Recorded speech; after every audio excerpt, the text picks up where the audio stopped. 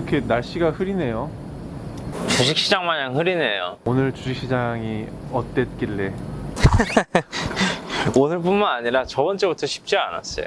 지금 계속 하락장이 이어지고 있는데 계속 이어지는 하락장 전반에 대해서 이야기해 주시고. 하락장에 공부를 해야지 도움이 많이 됩니다. 지금 시장에서 생존을 한 사람은 아마 몇 달 뒤에 돈을 굉장히 많이 벌 수밖에 없는 구조가 형성이 될 거예요. 그래서 지금의 하락장을 외면하지 말고 피하려고 하지 말고 어차피 두들겨 맞는 거 즐겨라. 공부하고 그 안에서 성장하면 좋은 기회가 무조건 온다 라는 말씀을 일단 먼저 들으면서 해야 될 것 같아. 그지? 뭐 좋은 내용이 다 나와가지고 거의 뭐 한 문장에 다 간추려서 말씀드렸는데 오늘 영상 여기서 끝낼까요? 네, 수고 많으셨습니다. 네, 수고 많으셨어요. 1분짜리 영상 잘 끝났네요. 밥 먹으러 갈까요? 거의 뭐 쇼츠급. 밥 먹으러 갈까? 하락장이 심했죠, 사실. 너무 심했고 저번 주부터 오늘 아침까지 오늘 한 11시까지 하락장이었으니까 6월달 내내 하락장이었어요. 6월달 내내 하락장이었는데 나도 6월 초까지는 어느 정도 내 기본 페이스를 유지를 하다가 6월 초중순에 좀 손절 좀 치고 다시 뭐 하루 이틀 정도 된 것 같아요. 페이스가 좀 끌어올려진 지. 또 이런 말씀을 드리고 싶은 게 여러분들이 투자를 하시면서 365일 수익을 못 내요. 투자를 하면서 12개월 기준으로 9개월에서 10개월만 수익을 내면 돼요. 나머지 두세 달 정도는 손실 마감할 수 있어요. 이게 문제가 뭐냐면 365일 수익을 내려고 하면 되려 365일 손실이 난다? 마음이 조급해지면 안 돼. 마음이 급해져서 그래요. 지금과 같이 폭락장이야. 마이너스 막 4.5%씩 빠져요. 인간답지 않게 빠져요. 그러면 조금 되려 그 손실도 받아들일 수 있어야 돼요. 받아들이고 이번 달은 그래도 좀 충격을 최소화하고 좀 다시 한번 더 심기일전 해봐야 되겠다라는 그런 도약의 마음가짐으로 접근을 하는 게 사실 맞거든요.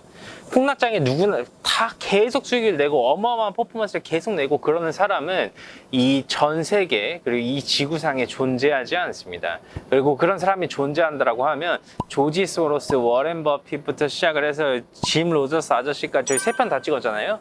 예. 근데 그 아저씨들보다도 더 위대한 투자자가 되었을 거예요. 혹은 지금쯤 뭐 강남 파이낸스 센터 뭐 한 4,500원짜리 건물 한 10개 정도 가지고 있겠죠. 예. 이럴 때는 그냥 장을 아예 안 봐버리는 게 낫지 않을까요?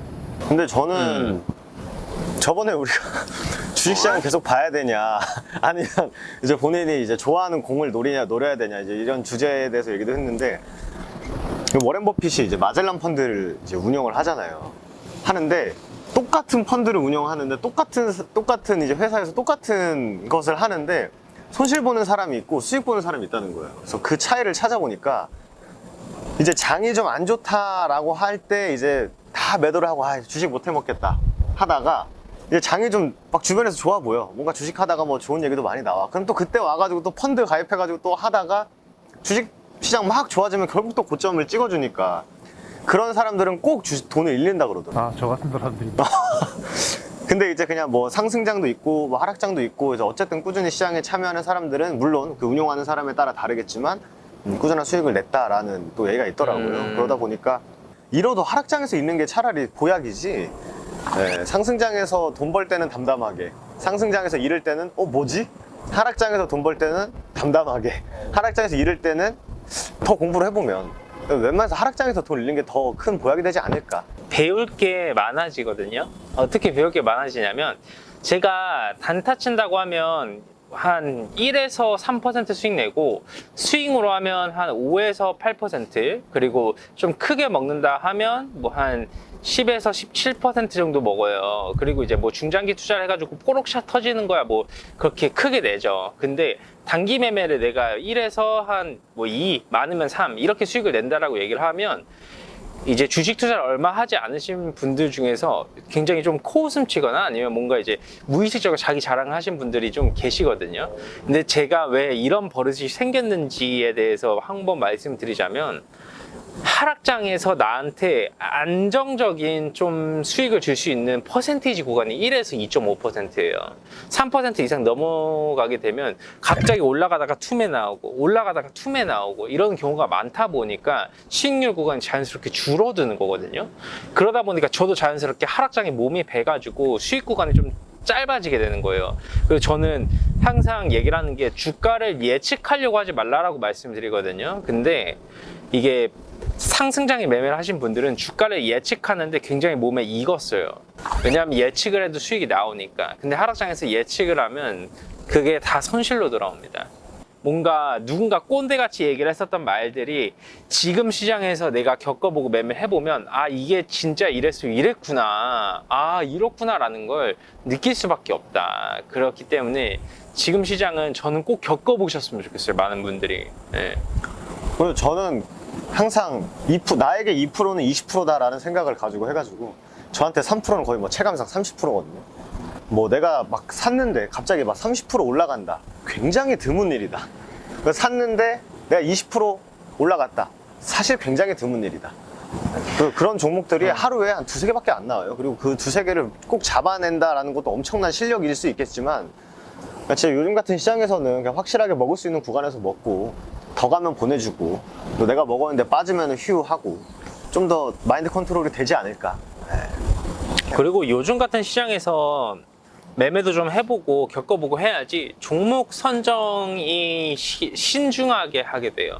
왜냐하면 잘못 매매하면 내가 두들겨 맞을 것을 너무나도 이 뼛속 깊이 새겨지다 보니까 왜 제 뼈에다가 갑자기 두렵네. 아 이거 잘못 샀다가는 내일 욕 한마디 해도 돼요? 지읒되겠구나. 이런 거를 이제 마치 동물적인 감각으로 이제 느끼는 거죠. 그래서 이제 섣부르게 이 손가락이 잘 안 나가게 되는 겁니다. 예를 들어서 어저께 뭐 식량 관련주를 저희도 이제 봐놨죠. 식량 관련주를 봐놨는데 매매를 못한 이유가 좀 모든 지표는 매수를 하라고 했는데 손이 안 나가더라고요. 이게 어느 정도 걸리는 한두 가지가 있었어요. 그러다 보니까 매매를 안 하게 됐는데 되려 그 식량 관련주들이 오늘 어마어마하게 폭락을 했어요. 내가 마음에 걸리는 그 한두 가지로 인해서 이런 시장에서는 갑자기 폭락과 급등을 만들어줄 수 있을 만한 변수이기 때문에 이 변수 리스크 테이킹조차 안 하게 되는 거죠. 예를 들어서 세 가지 조건이 있는데 첫 번째 조건이 완전 100점이야. 두 번째 조건도 100점이야. 세 번째가 한 30, 40 돼. 그러면은 1번, 2번 믿고 한번 해볼 법한데 요즘에는 1번이 한 80, 2번이 한 70, 3번이 60, 50이래. 그러면은 진짜 웬만해서 안 하는 게 좋긴 하더라고요. 왜냐면 그런 애들이 가는 척 하다가 다 죽어요. 그 3번 50점을 빌미로 빼버리더라고요. 그리고 사실 지금과 같이 마이너스 막 4.5, 마이너스 막 5% 이렇게 빠질 때는 손실이 크게 안 나요. 되려 이런 하락장이 나오기 며칠 전에 손실이 많이 나와요. 그게 왜 그런지 말씀드리자면 시장 조성자들은 시장을 뺄 걸 알고 있기 때문에 그 전부터 미리 종목들을 작업을 쳐놔요. 그래서 막 올라가다가 툼해주고 죽이고 빠지고 그런 경우가 굉장히 많았거든요. 그게 실제로 저번 주에 엄청 많이 일어났어요. 저도 그거에 사실 좀 많이 당했지. 그래서 아 이거 시장이 진짜 큰일 나겠는데 해가지고 저는 실제로 포트폴리오를 그 구간에 다 손실을 받지만 다 비워내버렸거든요. 근데 그리고 나서 바로 그렇게 폭락이 사실 나와준 거예요. 이번 하락장 끝나면 돈을 아무거나 사도 다 수익이 나오는 장세가 무조건 온다. 그리고 그때 많이 벌어야 된다. 네. 코로나 이후와 같은 장세가 또 오겠죠. 네, 또 워낙 많이 빠졌으니까 한 일주일 동안 진짜 많이 빠졌거든요. 나는 한 번 정도 더 빠질 것 같아. 한 번 정도 더 빠질 것 같고 그때 빠지게 되면 진짜 사야 돼요. 자기 가지고 있는 돈 다 들어가서 대부분 물려 계실 것 같은데 그런 사람들한테는 어떤 이야기를 해줄 수 있을까요? 매도 좀 해야죠. 그런 분들한테는 뭐라고 말씀드리고 싶냐면 혹시 대출 받으셨나요? 대출까지 받아가지고 물렸다라고 하시면요. 지금이라도 절반이라도 손절 친 다음에 시장 기회 올 때 그때 추가 매수를 하든 아니면 신규 종목으로 매수해서 수익을 내든 가야 되고요. 참고로 말씀드리자면 저는 지금 현금 비중이 100%입니다. 현금이 없으면 기회조차 없어요. 내가 단 현금의 10%, 15%라도 가지고 있어야지 그걸 토대로 모든 실타래를 풀어갈 수 있어요. 현금이 없다라고 하면 내 스스로도 분할 손절을 할 줄 알아야 되는 거예요. 그리고 내가 막 대출 안 받았다? 그럼 대출 빨리 끌어오세요. 곧 끌어오세요. 지금부터 심사 들어가시면 되겠네. 당일 대출은 안 됩니다. 한 2주 안 걸릴 수 있으니까. 예. 근데 이건 또 신용대출도 풀어준다고 그러더라고요. 아 그래요? 형 근데 왜 그런 거 알아보고 있어? 아니야. 아니 신현민이 절대 안 쓰신다고 하셨는데 이번에 인생 한번 걸어보려고 하는 거야? 인생 뭐 어차피 한 번 사는 거. 오늘 여기까지 하겠습니다. 자, 수고하셨어요.